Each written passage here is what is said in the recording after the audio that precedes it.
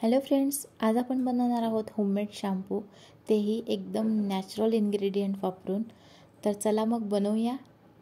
सर्वात आधी एक बाउल घ्यायचा आणि याच्यामध्ये 8 रिठा घ्यायचे आहेत. त्यानंतर काही शिकाकाई घ्यायची आहे, काही थोडीशी आमला घ्यायची आहे, हे जास्वंदाचे फूल आहे वाळलेले ते घ्यायचे आणि थोडंसं भृंगराज हे टाकायचं आहे.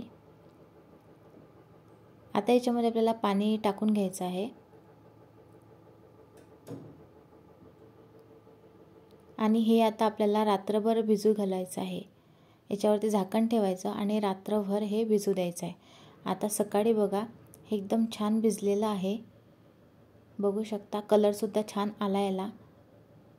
आता याच्यामध्ये जे रिठा आहे त्या रिठामधील सीड जे आहे ते आपल्याला रिमूव्ह करायचे आहेत आणि जे शिकाकाई आहे त्यातील सीडसुद्धा रिमूव्ह करायचे आहेत. तर सर्व मी काढून घेते आहे. तर इथं तुम्ही बघू शकता इथले जे मोठे सीड आहेत हे रिठाचे सीड आहेत आणि जे छोटे आहेत ते शिकाकाईचे सीड आहेत.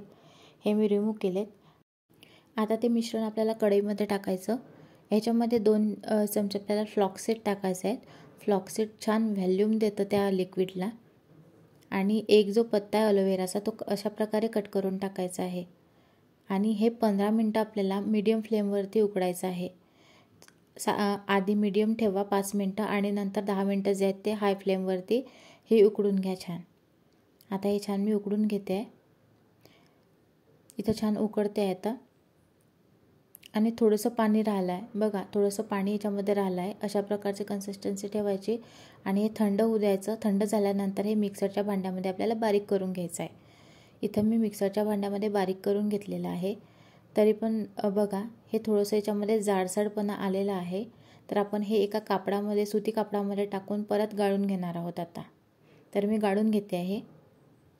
इथं मी सुती कापडातून गाळून घेतलेलं आहे आणि आपलं शॅम्पू रेडी आहे. त्यामध्ये जे मिश्रण आहे ते बघा हे अशा प्रकारचं दिसतं आणि आता हे शॅम्पू यूज करण्यासाठी एकदम तयार आहे. तुम्ही बघू शकता किती छान शॅम्पू झालेला आहे. फोमसुद्धा खूप छान बनलेला आहे.